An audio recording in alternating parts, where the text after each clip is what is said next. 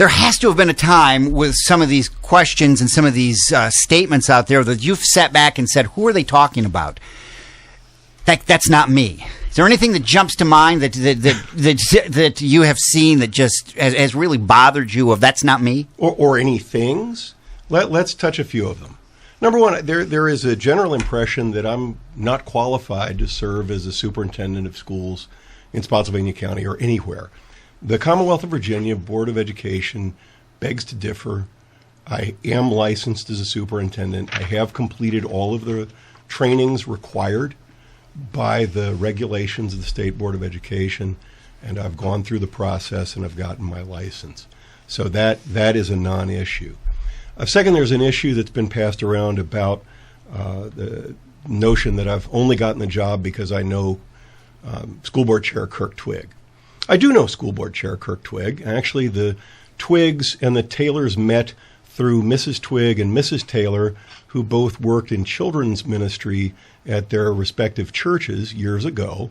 And Mrs. Twigg happened to help Mrs. Taylor setting up a children's ministry at a church when we moved to Spotsylvania when I was the deputy county attorney many years ago. Now, Chairman Twigg is only one vote on the school board. So his knowing me, his familiarity with my abilities, and his support for my interest in serving as a superintendent, nice as it is, that does nothing to compel, secure, persuade the votes of the other three members who voted for me. And in fact, I think the accusation or the suggestion that I'm hired in this role only because I know Kirk Twigg is, frankly, a horrible denigration of the position and authority and the votes of the other three school board members who have supported my application and who have voted for my contract to serve as superintendent. Finally, I do want to say a word, and just a word.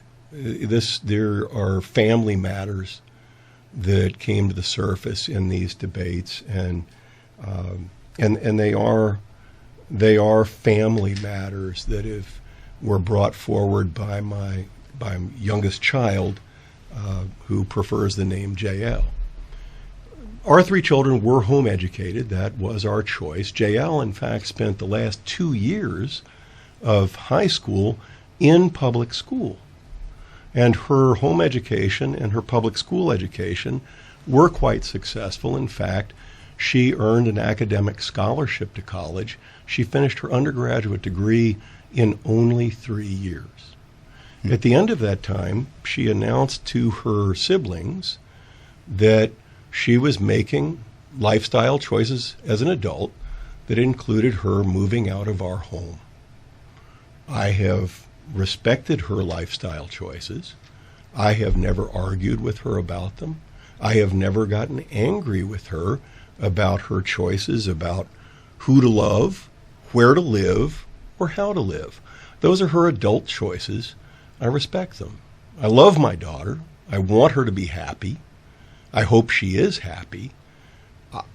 But that is, frankly, all I have to say about that piece of history. Can you get the school board to work together? In school board land, I think a lot of us have become, and especially if you're a Spotsylvania resident, at time you're embarrassed by what has been going on with the school board. Can you work with that school board? Ted, about half of my career, so I've been in local government for more than 30 years. About half of my career has been in Spotsylvania, and more than half of my career has been spent working with what I would describe as divided, if not frankly divisive, public bodies. I think that one of the qualifications, one of the particular qualifications that I have for this job is the ability to work with divided groups and to, first of all, to hear everyone. I'm very concerned about suggestions that I'm coming into this role with some particular agenda in mind. My only priority is improvement. I believe in better. And everywhere that I've served over my career, I have left the community better than it was, than when I started. So I'm all about serving the organization, serving the elected school board, and improving the school division. And I think it is true, and I think it bears saying, that there is room for improvement in the dialogue and cooperation, the collegiality of the elected school board. It is a challenging situation. There need to be conversations about listening, about diversity, including particularly diversity of opinion, and tolerance that makes room for actually hearing one another.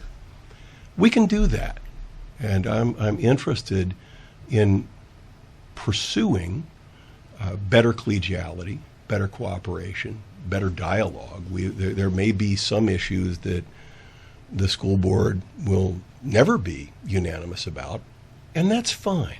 That's really fine. But we need to work together to resolve disagreement and move forward. Why superintendent? What made you decide this is something I want to go after? Ted, the last few years have been so impactful and so harmful to communities across Virginia and across the country. The COVID pandemic has been just so deeply affecting and so damaging. Gen X, which is actually the end of Gen X, were folks that were born up to 1997, so they're out of public education now. But Gen X has been studied a bit, and the reports are that it is the most anxiety-riddled generation on record. I have every expectation with the COVID pandemic and with the issues that have been in play for the last 5 or 6 years in our society, that if anything, the generation that will be coming out of public education in the next several years will be even more anxiety-riddled and even more saturated with confusion than the prior generation. And I'm very concerned for them. I'm concerned that unwittingly there are unintentional messages that were mentored and taught in public education, in local government, in business, but throughout society through the COVID pandemic. And we have learned and we have taught and modeled fear in new ways, confusion in new depths, uncertainty in new territories of society. And I am very concerned for the next generation coming out of education. And I was raised to believe that if you're going to be critical of something, if you're going to have concern about it, then you darn well ought to be willing to roll up your sleeves and try to improve the situation if you are positioned with an opportunity to put forth that effort. I am very blessed to be positioned to have the opportunity to put forth the effort. I want to improve the public education and the culture in public education for the children, for the next generation. That they're really the ones this is all about, right? And I am very concerned for them.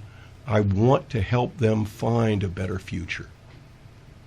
Mark Taylor, look forward to working with you. Thank you. Thank you so much, Ted.